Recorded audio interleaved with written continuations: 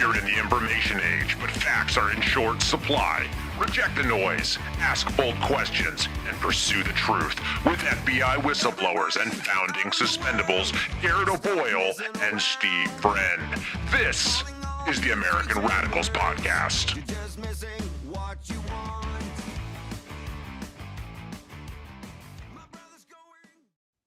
It is the American Radicals Podcast, and welcome to it, coming to you live streaming on rumble.com/amradpod, as we do every Tuesday, Thursday, Saturday, 10:30 Eastern Time, guys. Thank you as always, and if you have not, nice reminder, give us a follow, a nice thumbs up. If you want to subscribe, we really appreciate it. If you listen to us on the audio format of the show on iTunes, Spotify, iHeart, all of those streaming platforms, give us a nice 5-star rating. If you want to give a 5-star review, I do enjoy reading them.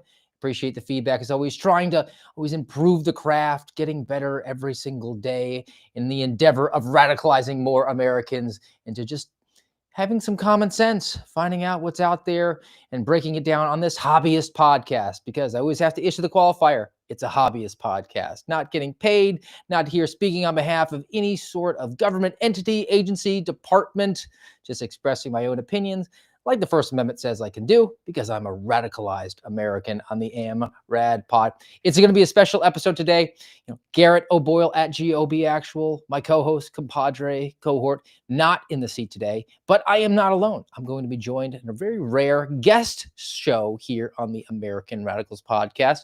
I read a book a few weeks back and really was reassured that I was not speaking into the void, not because I had any particular influence over this, but because this book pertained to what we like to talk about so often on the show, and that is a problem with the national security focus from federal law enforcement, particularly the FBIs of the world, but it's not limited to them, and do the thing they always do, the entrapment game, perhaps. So I've read this book called Blowback, and it's about the Oklahoma City bombing, which, it's from my early years. I didn't necessarily have such a deep perspective on it, and I was really glad to get this. And the author of that book is going to be my guest today, and she's going to regale us with her experience, because she didn't just research this. She was actually involved deeply in finding out more information from your federal government. So we don't want to waste any time, belabor the point any further. I want to bring on the guest today. Miss Margaret Roberts is the author of Blowback. And thank you very much again for joining me today, Margaret. It's really an honor, a pleasure to meet you. I've got a lot of questions, not just for myself. I crowdsource it to many of my friends who are suspended indefinitely forever FBI whistleblowers, people who are interested in actually highlighting these issues, bringing them to people's awareness. And I'm grateful that you wrote this book, and I'm grateful for your time today. Thanks for joining us. Well, it's great to be with you, Steve. Love to kick this around with you. I don't often get a chance to talk to someone so close to the FBI. So ask me anything. Well, I mean, just for the audience's background and for my own, I mean, we didn't have any long, in-depth conversation before this. I like to hit you cold and not feel like we're doing anything rehearsed. Sure. You do go into your personal background a little bit in this book, Blowback, but can you just give us a breakdown of who you are, where you come from? You bet. And I came to the Oklahoma City bombing with a kind of unique perspective. Let's go back. As I met you just a few minutes ago, Steve, I realized you're young and you may not have a vivid memory as I do of that day, April 19, 1995. And I'm sure some of your audience, some will remember and some learned about this from the history books. But I witnessed this soon after the 9-story office building, federal building in Oklahoma City was blown up by an explosion. Here we were in the middle of the country, in the middle of the week, at the beginning of an ordinary workday.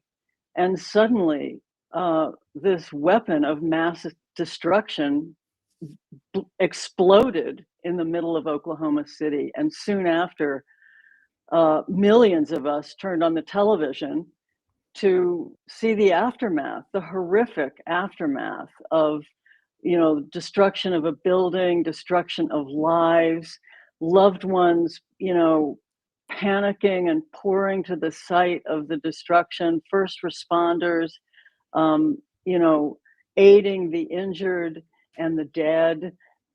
It was a horror come to life. I said I had kind of a unique perspective here because, on the one hand, like millions of Americans, I witnessed this just in disbelieving horror. On the other hand, I had, until a few years before, been the news director of America's Most Wanted, the hit Fox crime show that some of our audience will remember. And I had worked hand in glove with the FBI for 3 years on America's highest profile manhunts. And this story started out as a manhunt. In fact, several weeks ago, I was giving a talk on 9/11. Well, it was supposed to be a talk about 9/11, but the day before, Charlie Kirk was assassinated. And as I headed to this talk, I just had an eerie flashback to that first day after the Oklahoma City bombing, when it was a manhunt for two terrorists who had delivered a bomb in the Yellow Rider truck and escaped afterwards. No one knew where they went. No one knew who they were. No one knew who could have done this. So I came to the bombing with that kind of twin perspective, Steve.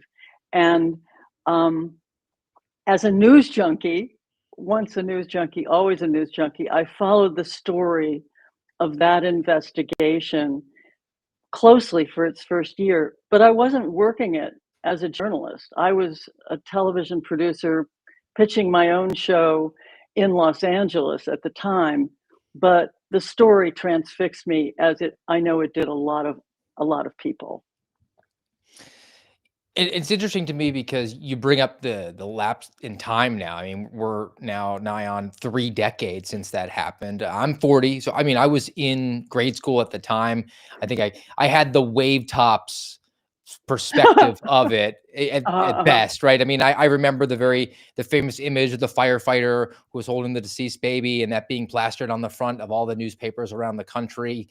And then it was just kind of all compartmentalized. I mean, reading through the book and actually going back into the history of it, you don't realize how many years elapsed between the event itself and then ultimately when Timothy McVeigh was executed, and all the trials, actual trials and tribulations that happened in the meantime. And it never really came to the complete conclusion, when you go into that in the book. But in my mind, at least, I thought, well, the cops caught him and it was done. And it's almost like that really neat and tidy TV show where the sheriff in town in the West gets the bad guy and throws him in jail. And you just kind of like, well, shake your hands of it, and we're moving on to the next thing. There are so many different layers to this story that are worth going into. But before we even get to that, you're a news junkie, and I know you're in the TV production business. This story spoke to you. Did you ever endeavor, though, to write a book in general, or a book about this? Or was it just the intrigue of this particular incident that drove you to publish this book? I did not plan to write a book by any means, Steve. This is one of those, John Lennon famously said, life is what happens while we're making other plans. And in my case, it wasn't until 10 years later, after the 10th anniversary of the Oklahoma City bombing, that I became involved in the investigation itself. And even then, Steve, I mean, as I look back, it's a little bit weird. I mean, sometimes things happen in our lives. I can only say this was a calling. And in particular, I would like to come back at some point. We'll talk about that first year of the investigation. That's when the telltale flags went up. That's when the germ of the book that I eventually would write, but not for 20 more years. That's when those seeds were sown. But what happened to me 10 years after the bombing itself, I had produced my own show, which was all about the paranormal. It was a reality X-Files. It was called Strange Universe. And then I went on to produce other shows and pilots, but I've always remained close to my good friends at America's Most Wanted. And on the 10th anniversary, I still had this puzzle, stories, just unfinished stories, unfinished investigations, they just stick with you. And that one had stuck with me. We'll go back and talk more about this mysterious figure at the center of my book and at the center of the bombing case, known only as John Doe 2. I mentioned witnesses saw two men deliver the bomb, not one man, but two. And as you said, wave top, the story eventually, the official story as we have it today, is that the Oklahoma City bombing was an act of lone wolf terror by Timothy McVeigh with help from a few of his friends. But the witnesses saw that day, 24 of them, saw a very different picture. And that picture was two men delivering the bomb. So that had always stuck with me. And the second man, described as dark hair, bodybuilder, physique, that man never identified the second terrorist in the bomb truck, known only as John Doe 2. That figure, that mystery stuck with me for a long, long time. And 10 years later, on the 10th anniversary of the bombing, I pitched my old friends at America's Most Wanted on a special that would be John Doe 2, the terrorist who vanished into thin air. But they didn't greenlight my pitch. So that was very disappointing to me. And yet I had dug around and done some research and put out some feelers in Oklahoma City. I'm about to explain why this investigation, this marathon investigation, this odyssey of mine was something of a calling, because now the show has passed on my pitch and I'm on to other things in my writer's studio, and the phone rang, and the voice on the other phone, with very little introduction, said only, "We need your help out here." And it was an America's Most Wanted flashback for sure. I had sat at my desk as the news director of America's Most Wanted, and I had taken that call so many times. But of course, I had that whole amazing organization behind me at the time. Now it's just me in my writer's studio. But the woman on the other end of the phone was the grandmother, Janie Coverdale, who had lost two babies, her grandbabies, in the bombing. And now, 10 years later, she had come to believe that the government had lied to her about what really happened. And she was haunted by that. And she had attended all of the bombing trials.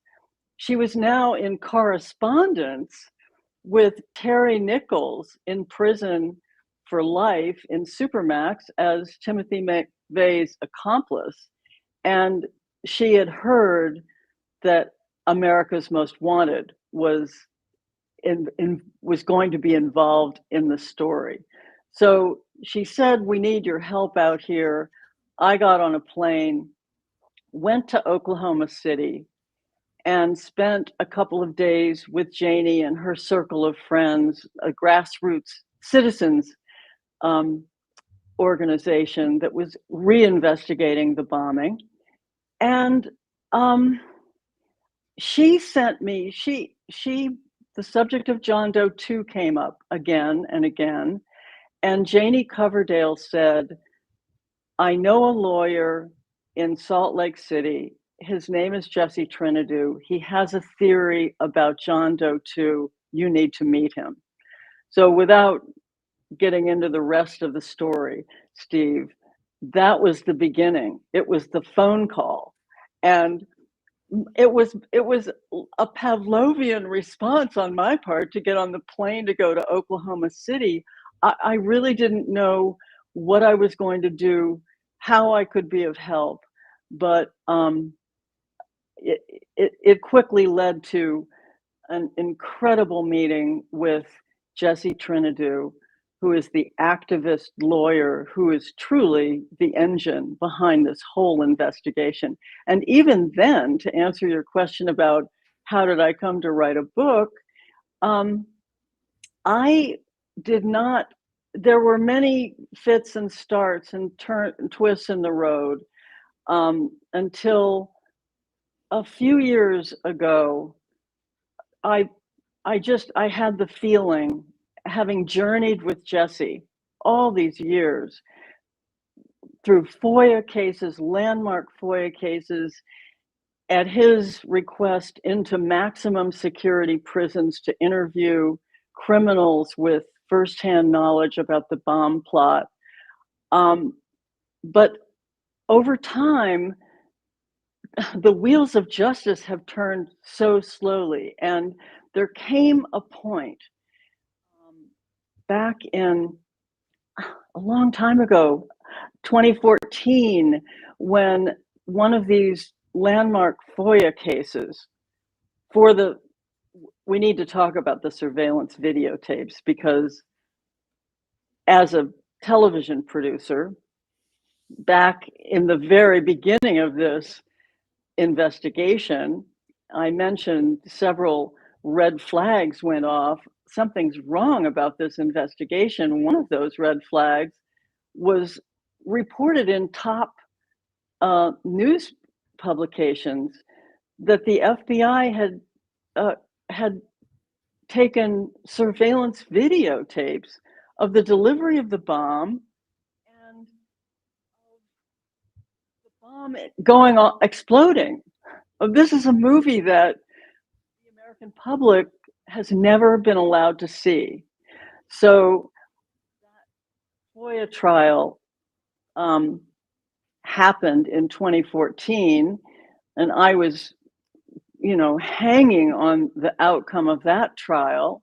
At every stage in this investigation, it seemed that this will be the end. This is the closer. This is when we learn the truth. And in an unbelievable twist, the star witness in that trial, who is an FBI whistleblower, who was a top FBI spy in the 1990s in an infiltration program called PATCON. That star witness in the trial withdrew at the last minute and told Jesse that the FBI had told him not to testify. And that led to what has been the final, as of now, chapter in this legal battle, witness tampering charges by Jesse against the FBI, and a decade-long court-ordered investigation of the witness tampering charges. So, sorry, I know this is a long answer to your question, how did I come to write this book? But it was after that development, as we waited and waited and waited, and as I saw year after year pass, Jesse Trinidou is under a gag order. So is John Matthews, the whistleblower in the witness tampering. They can't talk about this. But as a journalist who has journeyed by Jesse's side for all these years, I am free to talk about it. And it was that realization, Steve, that led me to write this book. It's not the neat and tidy story that I learned when I was 10 years old in grade school, and so many Americans just sort of accept it on its face. And the more and more you peel back the layers of the onion, the stinkier it gets. And you've thrown a bunch of names out there, and ultimately to me, it always comes back to the question of this John Doe number 2, and we'll go into some of the players here. We'll clarify for the audience. I don't want to give away the whole book. Everybody go and get Blowback. Everybody who within the sound of my voice, who is here watching now, live, later, go get Blowback. Margaret does a great job. She goes and breaks down everybody here. We'll do some wave tops to make sure that the story has a little bit of continuity. But the John Doe number 2, the person who may or may not have helped Timothy McVeigh perpetrate this act of terrorism, domestic terrorism, the worst on American soil at that point, up to that point in history. What is the benign and innocent reason that the American government wouldn't want to find this guy? Why would they want to just stop this story cold in its tracks? I can't come up with a benign explanation. And that's really where you start peeling back the layers of the onion. So you threw out a couple names. Before those names, you mentioned PatCon. For the audience's purpose, can you sort of define PatCon? PATCON, the abbreviation from the federal government, from the FBI particularly. You bet. If you ask the FBI what was PatCon, and PatCon is short for Patriot Conspiracy, and it was an infiltration program, which the FBI would say was a small program that ran for a couple of years in the early 1990s, say 1991 to 1993, targeting perhaps 3 extremist right-wing militia groups. And they were being targeted to uncover illegal activities. That was that, the FBI would say, does say. However, John Matthews, the top PatCon spy who came forward to Jesse Trinidu in the year 2011, told a very different story with a lot of credibility. John Matthews told Jesse that he had served in PatCon for 8 years, from 1991 to 1998, and he had the plaque hanging in his home in Arizona, the plaque of thanks from the FBI, to prove that. And so obviously, as John Matthews put it to Jesse in his first phone call, this is bigger than you know and uglier than you can imagine. The story that Matthews, who had been a Vietnam veteran and then went over to Nicaragua in the Contra era, and then came back and kind of drifted around, never finding his way as an occupation until he ran into an old Marine Corps. He was a Marine Corps buddy who was prominent in paramilitary organizations, and this man proposed, says Matthews, that Matthews help him out. He'd become embittered and basically pitched Matthews on becoming a part of a plot to rob and then bomb a nuclear facility in Browns Ferry. So that was the beginning of John Matthews. He was horrified at this idea and immediately went to the FBI, and that's how he became an undercover operative in this PatCon infiltration program. During his 8 years in that program, he became very disillusioned with what PatCon was doing. He had signed on to help stop right-wing extremist violence. But what he found out through his experience of infiltrating, several of these plots, is that the FBI was actually inciting the very violence that he had signed on to stop. So by the time he left PatCon, he was completely disillusioned. And when he met up with Jesse Trinidu, he was very sympathetic. We haven't talked about, Steve, the event at the center of this book, which is the mysterious murder of Jesse Trinidu's brother Kenneth, who was a prisoner. He was So let me pause killed. you there, and let's set this up, because Yeah, just as a personal aside, I'm an audiobook guy. I run an insane amount of distance all the time, and I don't listen to music. I listen to audiobooks. So you were keeping me company for probably like a week. I mean, that was about the length of it. And when I first started listening to the book, I thought, did they give me the wrong audio? Because I wanted to find out about the Oklahoma City bombing. That's what I thought this was. But it started talking about the mysterious death of Kenneth Trentadue, and the same surname. His brother Jesse is the person you went to actually work with on his FOIA lawsuits. So now, setting this up, your book opens up with this in custody death of a Bureau of Prisons inmate named Kenneth Trentadue. Jesse's the brother. Can you give us a little bit of background on what happened, or what we believe might have happened, to Kenneth Trentadue, and how that might have linked to the Oklahoma City bombing? yes, thank you for double clicking here, Steve.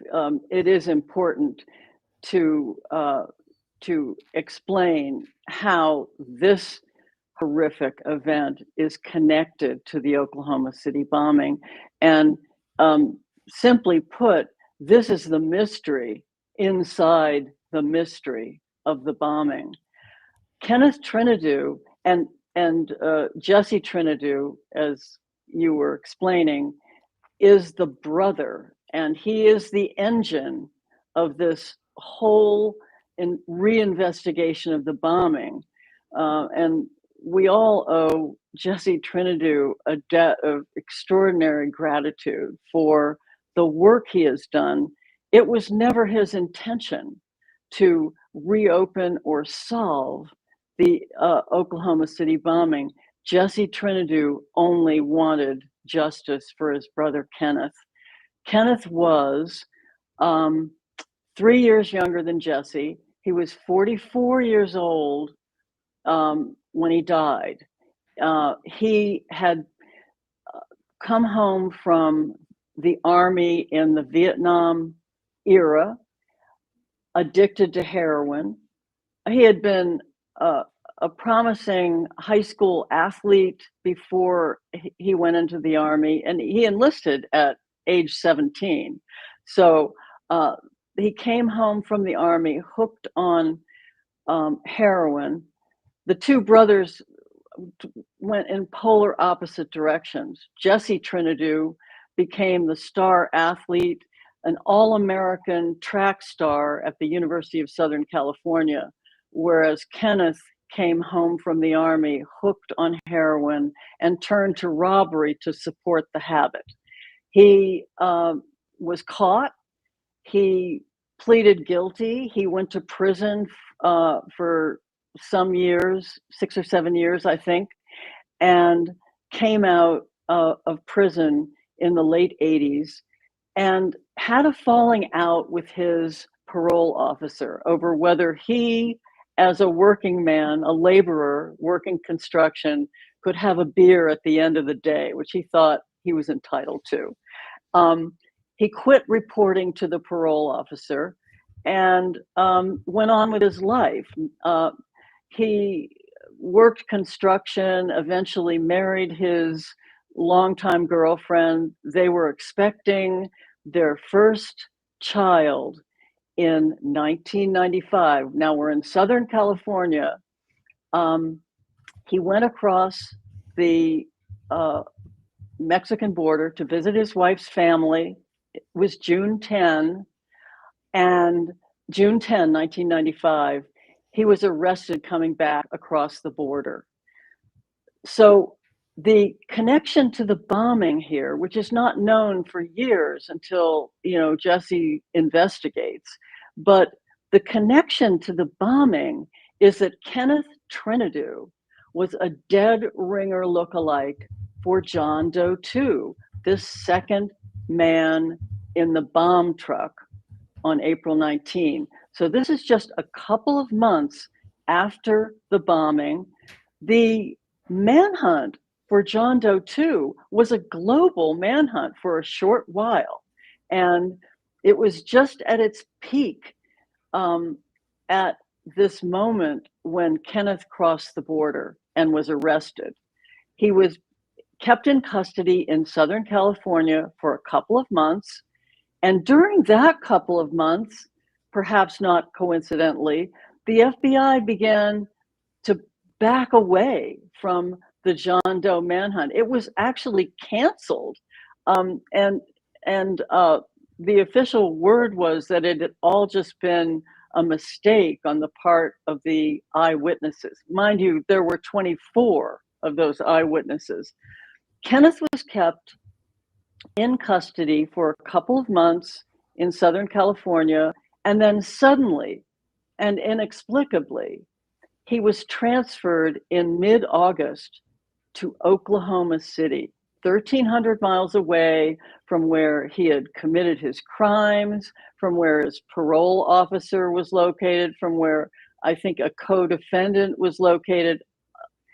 And 3 days later, in Oklahoma City, in the Federal Transfer Center, Kenneth Trinidu was found bloodied, tortured, and dead in his suicide-proof cell in solitary confinement.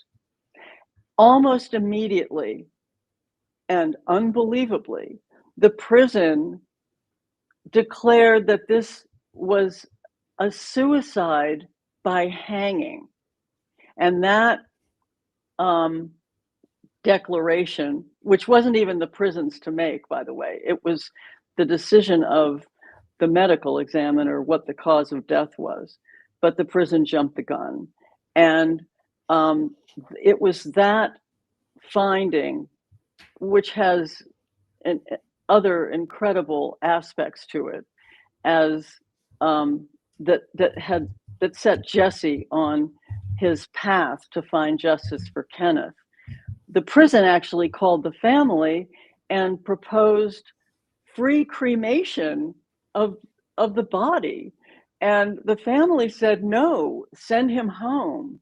And when the body arrived and they instructed the staff at the funeral home to remove the heavy coroner's makeup that the prisoner had applied to Kenneth Trinidu, that's when they found the stun gun injuries, his throat had been slashed, his bruising and lacerations all over his body. Kenneth Trinidu had been tortured in federal custody. And this links back to the Oklahoma City bombing because it strongly indicates that the belief was he was John Doe number 2, and this might have been, they would probably characterize it as an enhanced interrogation to try to find out who his compatriots were. And when he was not giving up that information because he just didn't have it, because it was a mistaken identity, then they had to make things cleaner and back away from the John Doe number 2 narrative and say, all right, I guess we'll go with what we got. And what they had at the time was Timothy McVeigh in custody. But that wasn't the only couple of people that were involved there. I mean, you had this John Matthews who stepped forward after the fact, not necessarily directly involved with the plot. There were some others, and I know you got involved with looking into the Trinidu murder with his brother, who now became radicalized and was just trying to find answers about his brother. Didn't necessarily endeavor to become a sleuth on the Oklahoma City bombing, but they activated him, they radicalized him, and he's been a lawyer now, figuring out the information, connecting it via the FOIA lawsuits that he's filed in connection with his brother, in connection with Oklahoma City. And you're able to actually then in the book, in Blowback, bring out a couple of other names, because you referenced John Matthews as this undercover agent or source for the government. He's not an undercover employee. He's what the FBI would refer, and it will be different amongst different law enforcement agencies, a confidential human source, someone who might be on the payroll, might be doing it because they're a patriot, whatever their motivation is, infiltrating different groups.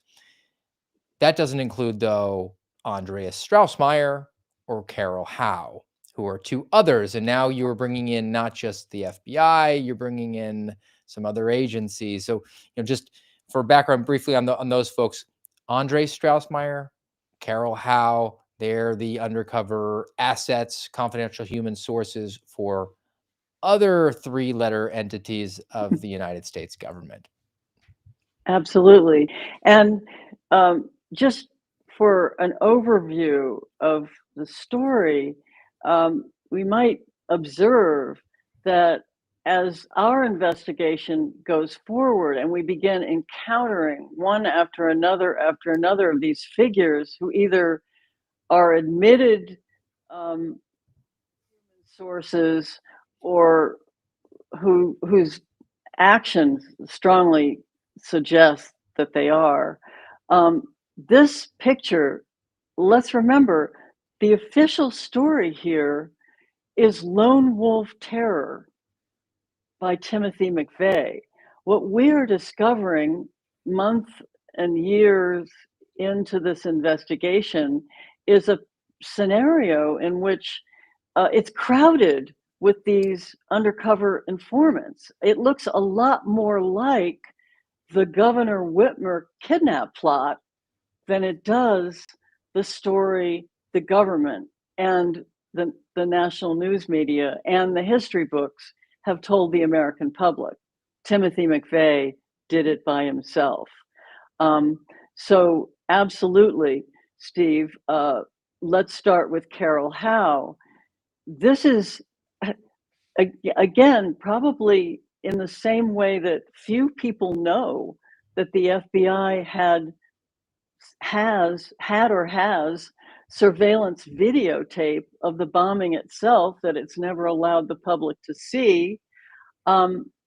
Few people probably know that the ATF, the Bureau of Alcohol, Tobacco, and Firearms, had an informant embedded in the bomb plot in a radical right-wing compound known as Elohim City in eastern Oklahoma.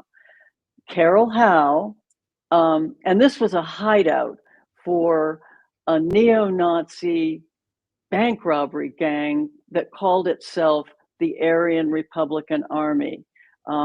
They were believed to be associates of Timothy McVeigh.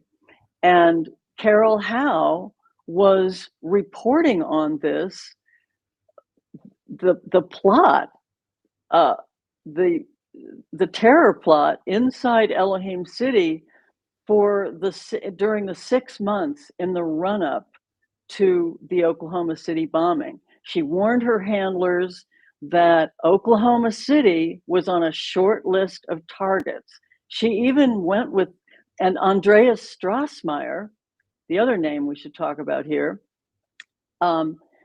is German. He was a German national with an elite political pedigree back in Germany, and he had been trained in intelligence work. He had served in the military in Germany, and then come to America, where he just drifted around, characterizing himself as a Civil War reenactment buff. But that was pretty implausible as an identity. Not even a lateral move from his military career in Germany. Carol Howe told her handlers that Andreas Straussmeyer was in the thick of this plot, and that in late 1994, he had been militating for this group in Elohim City to stop talking and start blowing up federal buildings. So all of this was being reported from the federal government's own informant to her handlers in late 1994, and they did nothing to stop this plot. So here we have Carol Howe is a known informant. Andreas Strassmeyer, he who has denied any role in the bombing or any informant role in the case. Nonetheless, his actions, which were reported by Carol Howe, certainly one would think the FBI would have investigated him after the bomb went off and after Carol Howe had repeated the story that she had told her ATF handlers, but they didn't. Andreas Strassmeyer was never even interviewed here in the US and was allowed to slip out of the country across the Mexican border in early 1996.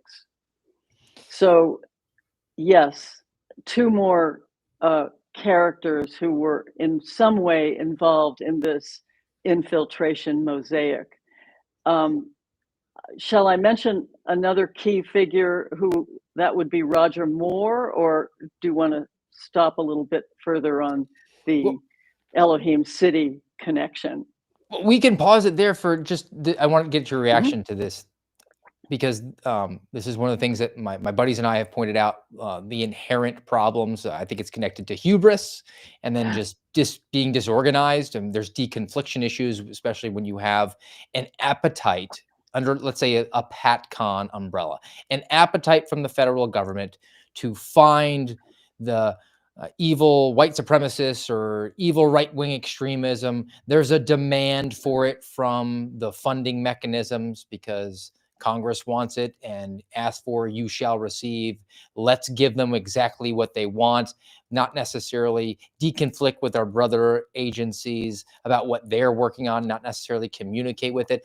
And then the way that informants work. Informants don't work on a tag team basis. They don't team up. They work independently. You want to talk about lone wolves? That's the informant, confidential human source, undercover asset who was only paid for being productive. They're not paid for going back to their handler and saying, they just have some quirky ideas. Maybe they're saying some mean things, but in America, we do have the ability to say mean things. You have the God-given ability to be a jerk. You have the God-given ability to be a hateful jerk. And yet they're incentivized to drive the group and say, hey, we're all sitting here. Why don't we do something? And then all of a sudden you have one informant who's saying extreme things and another informant in the room who doesn't know that the other person is saying the mean things is an informant, who then says, oh, these guys are really radical. Hey, let's go do something. And then goes ping pongs back to the first person. And now you have an entire group of people that is being driven by these alphas who are in essence assets of the United States government, giving the United States government exactly what they want. Absolutely. And certainly, Carol Howe and Andreas Strassmeyer, who were in that orbit, the Elohim City orbit at the same time, Strassmeyer does say that he just knew in his gut. He doesn't say how. He knew that Carol Howe was an informant, but Carol Howe never told anyone that she knew Strassmeyer was an informant, if indeed he was. I mean, he denies it, but he said he knew she was. Now, I don't want to give away the whole book. We want to get people to go and buy Blowback. It's definitely worth the read. It's fantastic. What I do want to do is get, Margaret, your feedback on a couple of more meta issues that I think the Oklahoma City bombing and the conspiracy, the government attachment to this, that you lay out so well in this book, and how we've maybe seen it, because this was a 30 years ago incident. We've seen it play itself out so many more times, and the problems that do exist. You threw out the Gretchen Whitmer kidnapping plot that pour itself out in 2020, operationally at least. And for full disclosure here, I had a involvement in that case when I worked for the FBI. I worked for a different different division. I worked out of the FBI Omaha division, so we weren't investigating, but I was a SWAT guy. And we were called in for the roundup on that case when they were Wow. going to do the big takedowns. Now, I did SWAT for 5 years. Typically, what happens is you will go do mutual aid. If another division needs your assistance, you'll get the 30,000-foot view. You'll get the picture of the target. You'll get a rundown of the location you're going to go to, maybe a couple of details, bullet points of what the case involves, but then you go forward. Now, what was unique about the Gretchen Whitmer case was we sat down. We didn't just have the pictures of our target and our target location. We had video full on of these individuals training. They were well equipped, they were well trained, and we were told that they were, quote, near peer, which I didn't know what it meant until I saw the video and realized that these guys were very capable. And they told us that these people had encrypted communications, the ability to respond if one of them came into distress, that they would send out a beacon to their buddies, and their buddies would respond to our location and engage us in a gunfight. So unlike most SWAT operations where you secure where you're at and then you turn it over to the evidence guys and then you're out and going to get breakfast 12 minutes after arriving on scene, we were told you have to stay there, focus outbound like you're at a FOB in Afghanistan, expecting to take contact from an enemy force, geeking us up to get in an Wow. armed engagement. So following that case afterwards, because I left there thinking, hey, politics aside, Gretchen Whitmer is an elected official. She's a wife. She's a mother. If you have a group of people who are planning on kidnapping her and, as they told us, having a show trial and executing her, then it's my job to prevent that from happening and go forth and be the shield of justice here. Of course. Follow the case. And now we find out that there's a room of 18 people and 12 of them work for the United States government. And the number 2 guy in the entire organization is a paid informant. I think that kind of qualifies as entrapment, but it doesn't when you actually look at the legal letter of the law when it comes to entrapment. And this is really the problem. And, I'll get your reaction on one more thing. It isn't the legal definition of entrapment, because in national security, you are guilty until you are proven innocent. You have to 100% disprove that this person was ever intending on engaging in an activity. And until you do that, you keep poking and prodding and grooming that person. And then after years, if they say, okay, I'll go do it, that's when you spring the mousetrap on them, because they were always predisposed to do it. And this is the problem. It's a huge gray area, isn't it? I mean, and as my understanding, though, is that this, in the appeals cases and the final prosecutions in the Whitmer case, the defendants have succeeded in making the entrapment defense. And certainly, well, if I may ask, as you saw that play out, then what did you think about the instructions that you had been given? That was the first time that the scales fell away from my eyes, having been an FBI agent at that point it was my 7th year. And I really actually asked that question, are we the bad guy in that one? And I was completely blown away, because up to that point, I'd been sort of siloed into what I was doing for my work purposes, my SWAT purposes, and all of that. But that was just so egregious. And you're correct. A couple of them were actually able to use the entrapment defense, which is a unicorn in that space. But others, they were prosecuted and successfully and convicted. And just as an aside to that particular case, you have a plot to kidnap an elected chief executive for a state. And we went away from there finding out that, well, only a couple of them are going to be charged federally. Most of them are going to get state charges. And I started scratching my head thinking, how are we turning this over to local law enforcement or a local county prosecutor? That doesn't make a whole lot of sense. And I think that they recognized the weakness of the case that they had there and the weakness of this continued pattern. And you laid it out. And, I like to term it, my buddies and I like to term it the playbook. This is the playbook. Trevor Aronson has documented this in The Terror Factory. And the playbook is we identify a vulnerable person. They might be financially indigent. They might be mentally challenged and handicapped. They might just be lonely, but they have whatever that vulnerability is.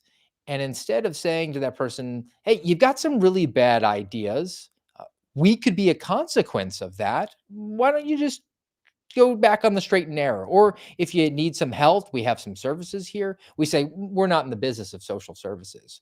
We are in the business of providing Congress with all of these domestic terrorism. So we will poke and prod and groom that person with confidential human sources, eventually introduce them to an undercover, and we'll have these conversations with them online if we need to, and as long as we need to, until they eventually agree to do their worst ideas. And then we say, look, you were always inclined, you were always predisposed and capable of carrying out that terrorist attack, even though we provided you with all the materials, all of the breadcrumbs and the plot that you needed, which is why it's tongue in cheek, but it's pretty close to accurate. I tell people, if you meet someone online and they agree with all your bad ideas and they want to help you carry them out for the exact amount of money that you have in your bank account, because spoiler, they already subpoenaed your bank account. And the bonus is they're only available to chat Monday through Friday, 9 to 5. That's a government agent, and you should probably step away from the plot you're about to engage in. Absolutely. So, writ large here, I want to know if you're aware of this. Do you know that there's a quota for terrorism in the FBI? No, tell. So my audience is going to be shaking their head and saying, no, not again, not again. But I need to share it with you. Integrated program management. Sounds very McKinsey-ish, doesn't it? It should, because McKinsey came up with it. IPM, integrated program management, is the quota system because they're incentivized to bring the numbers up because they get more funding. They'll go back to Congress and say, look, you gave us $11 billion. We dedicated this amount of money to terrorism. We projected that we were going to have X amount of terrorist cases. And we worked smarter, not harder, because there were 4 terrorists involved in this plot. So we opened up 4 cases as opposed to 1 case with 4 bad guys. We opened up 4 cases with 1. Why don't you give us another $1 billion or $2? Work smarter, not harder. Oh, and the added tack onto that is that the senior executives in all the FBI field offices get bonuses, $30,000, $40,000, $50,000, $60,000 because their subordinates happen to arrest the right number of terrorists. Incredible. Incredible. Now, do you think that there is a additional problem coming in? And I know I'm throwing a lot out at you.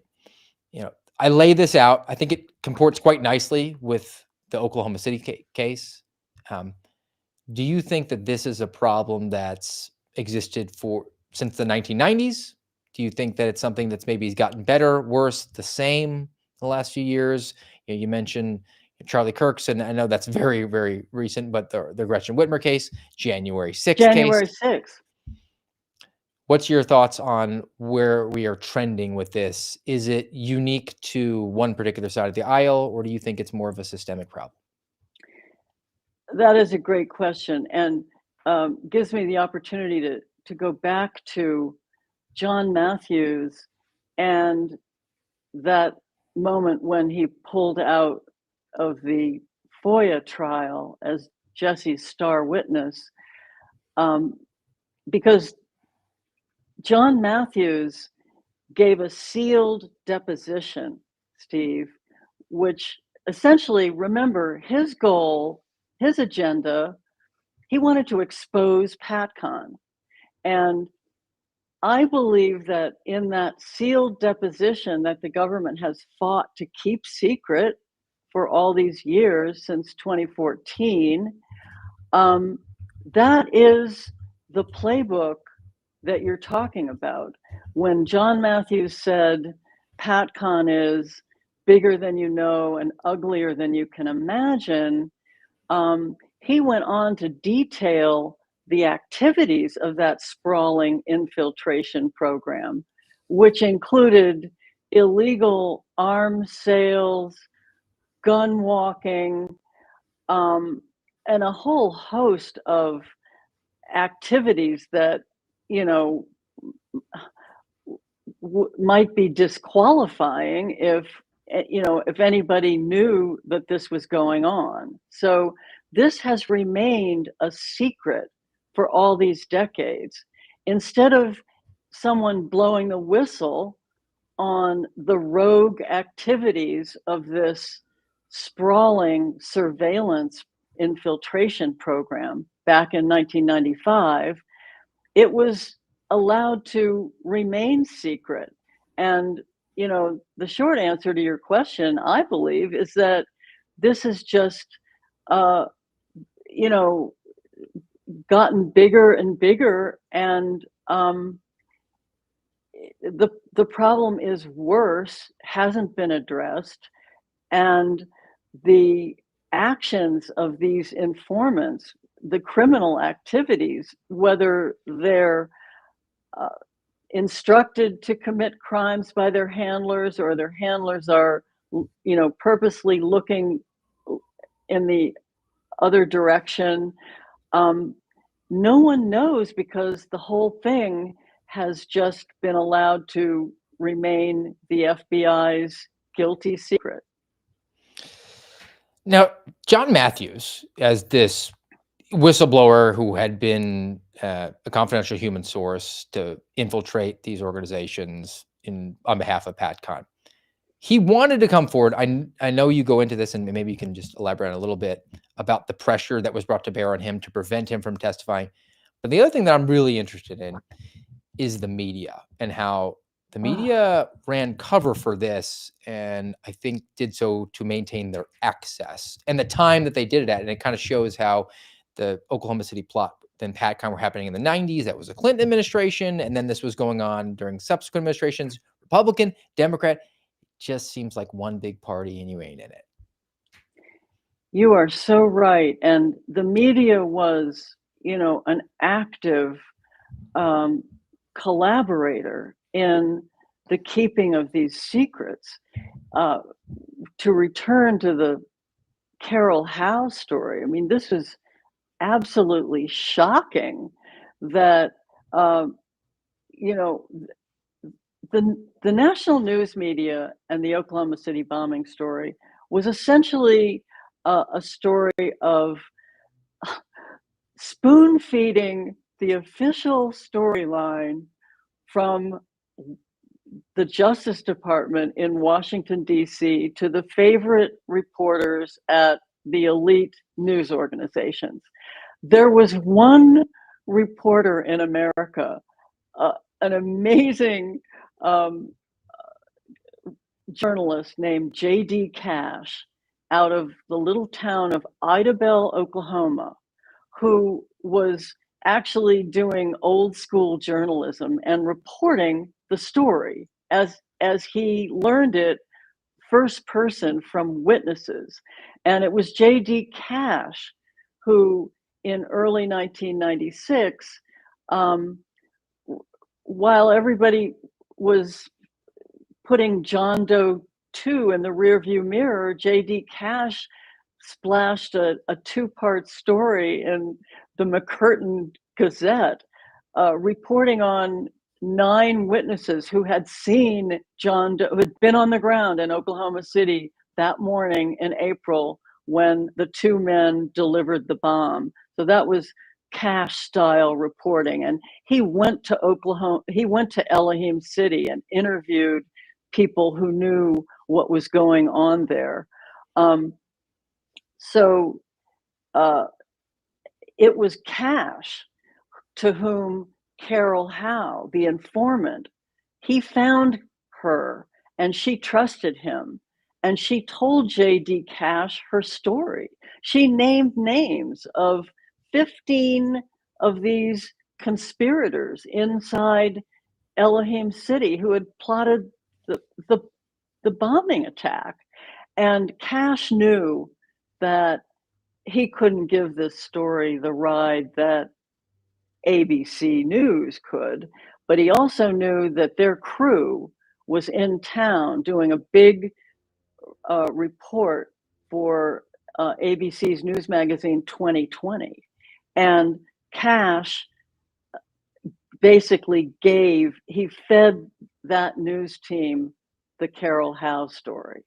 And ABC jumped on it and reported the story only to have the Justice Department bear down on them on the day of broadcast, and they killed their own story. So the producers, this is just a perfect example of the silencing of a huge story. This was the story of the informant who was embedded inside the Oklahoma City bombing and warned her handlers, and they did nothing to stop it. That story died there. One of the producers who was featured in Blowback, in my book Blowback, named Roger Charles, was another Marine. There are a lot of Marines in this story. He was so appalled by what happened that he got himself booked on the Don Imus show the next morning. And there he unloaded on ABC, saying that that the network had folded like a cheap suit. And he was promptly fired from his job the same day. So that's a perfect example of how the silencing of this story, and I'll mention what happened to John Matthews because it perfectly bookends this. The ABC spiked that story in 1997. Almost 20 years later, Newsweek took up the John Matthews story, and they were very excited about this after Matthews came out in 2011 and wanted to expose PatCon. They jumped on the story. They reported it for several months. They confirmed everything about Matthews. And in the course of their reporting, the editor on that story was John Solomon, a very well-respected journalist then, and even bigger presence and voice now. John Solomon supervised that Newsweek story. And in the course of their reporting, they confirmed that Andreas Strassmeyer had acted as a PatCon informant during that the run-up to the bombing. So it was a huge story, and Matthews had surveilled Timothy McVeigh and Andreas Strassmeyer together at a training facility in San Saba, Texas, in late 1994. Matthews didn't know who they were until the bomb went off, and he recognized McVeigh. But all of this was part of this Newsweek story, which, again, like the ABC piece, was going to be a blockbuster. And yet again, on the eve of publication, the Justice Department bore down on Newsweek magazine, and in an executive edit, that story was turned from a blockbuster expose into a very tame human interest story that still ran on the cover in November of 2011, but it was essentially the story of how John Matthews didn't spend enough time with his family because he was always, away from home, infiltrating right-wing extremist groups. It's pathetic.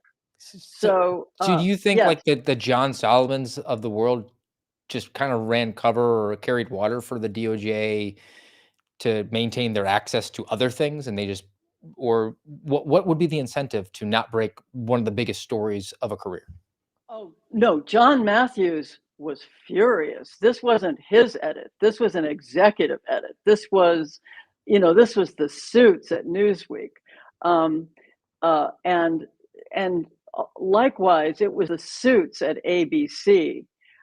Afterwards, Roger Charles told me, he was the producer who went on Don Imus. Roger Charles told me that the argument that was made that to kill the story at ABC was when, and he said it wasn't just, it was principals, it was high-ranking officials in the Justice Department who were calling ABC. And the argument that was made was, if this story runs, it will mean the end of the ATF, and there will be machine guns on every corner. And that was something that the executives in New York they were not prepared to for that responsibility. This sounds a lot like the story that broke last week. A couple of friends of mine, Steve Baker and Joe Hanneman over at The Blaze, broke a story about the updates to the January 6th pipe bomb. And I listened to that podcast. Incredible. I mean, we're, according to Joe Hanneman, within a whisker of proving essentially that the government was involved in that. And that, again, raises the question to me, not on them because they're reporting it, but why would the new FBI under a new administration, with this story being, you would think, sympathetic to the current occupant of the White House and his supporters, why would they want to suppress this story with some sort of crazy cockamamie fake story about, well, it was a training exercise, of course, but we offered $500,000 in grainy video afterwards to the people. And I can only surmise that it's back to the whole, it's one big party, you ain't in it. They would rather have some of the time the ability to claim that they are in charge of demonic agencies that are diametrically opposed to the prime directive of protecting the American people against fraud and force, upholding the Constitution, against all enemies, foreign and domestic, being an objective force of good. They would rather be at the helm of that broken agency some of the time than risk doing the right thing, and that would be dissolving it entirely. Yeah, I think what you said earlier, as I look at that, how this could happen, I think the issue of access is everything. And at a certain point, I think when the high-ranking officials are telling you, if you want to keep your access, you need to just do this. I feel like that's the way it goes down. Now, and now, what I find to be fascinating about, I'm sorry, I didn't mean to interrupt. No, go ahead. I find to be fascinating about the current moment, Steve, is that this is the social media moment, and these elite news organizations are elite no more. I mean, that's as a result of their war with Donald Trump and his success in labeling them as fake news.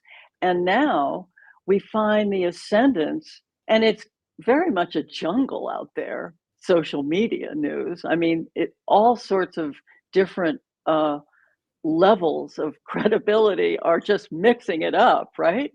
But still, you have the feeling that dynamic that we're talking about at ABC and Newsweek just doesn't stand any longer.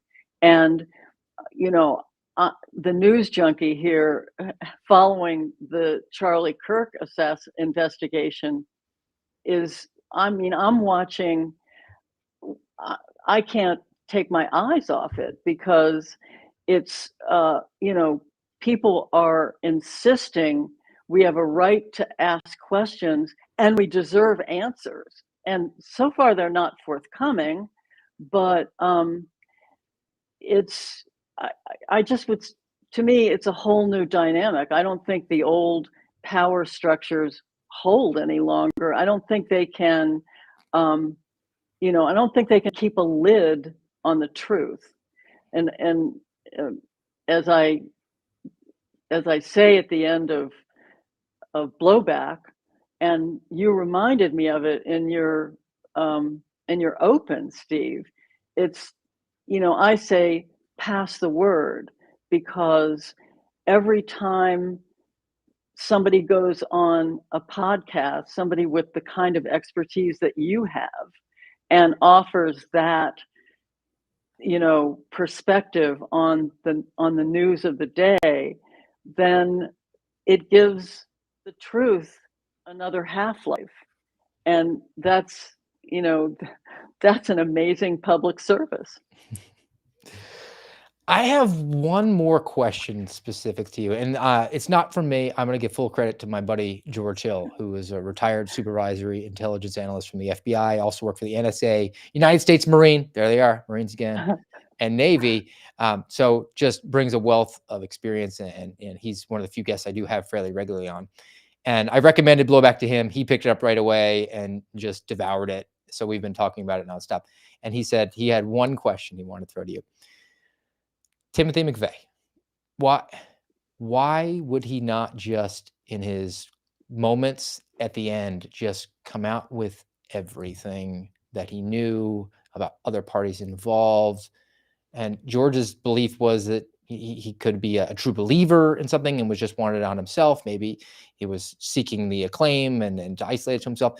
I know I'm asking you to speculate maybe a little bit on this one, but I'm curious, being the subject matter expert on this, Timothy McVeigh himself, why not just come out with a tell-all?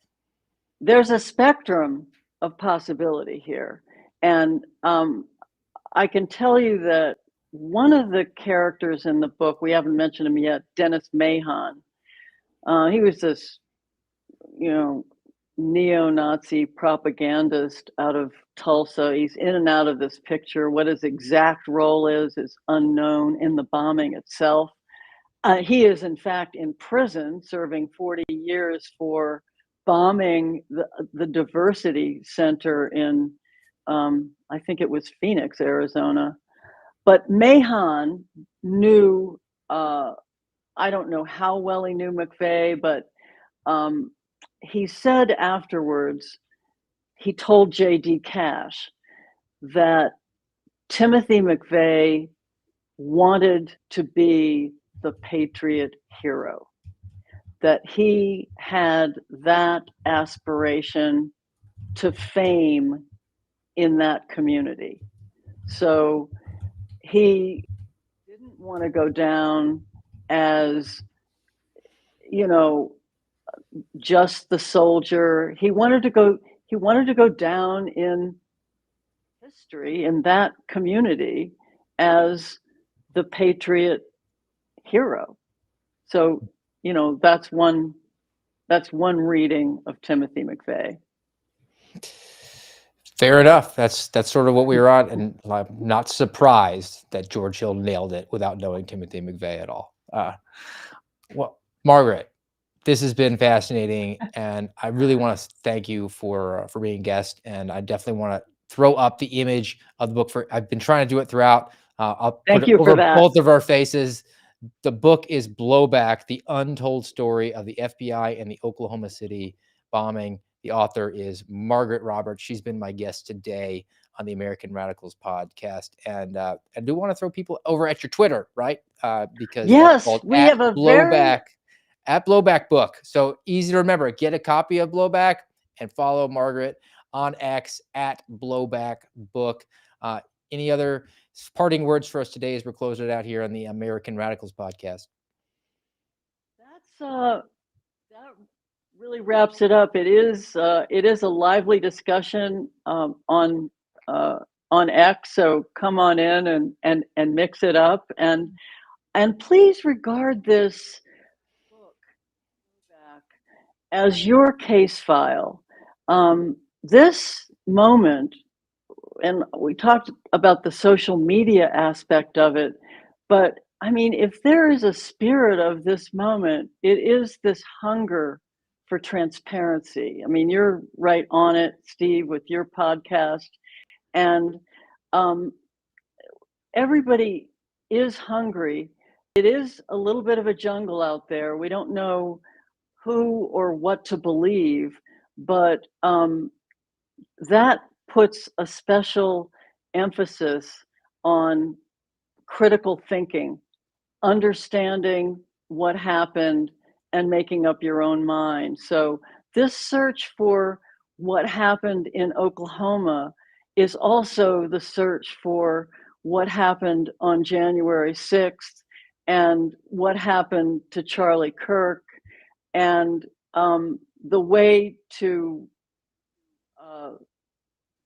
get to the truth is to understand the facts. So I put them in front of you, and you are the blowback. That's well said. Can't do any better myself. So I want to thank everybody for joining us today on the American Radicals podcast. If you haven't already, do give us a nice thumbs up, follow the channel. We'll be back with you Saturday, 10:30 Eastern time here on rumble.com/amradpod for a Saturday grab bag. And until then, guys, have a great day.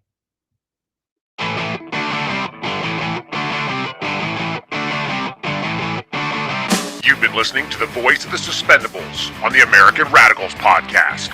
Follow us on rumble.com/amradpod.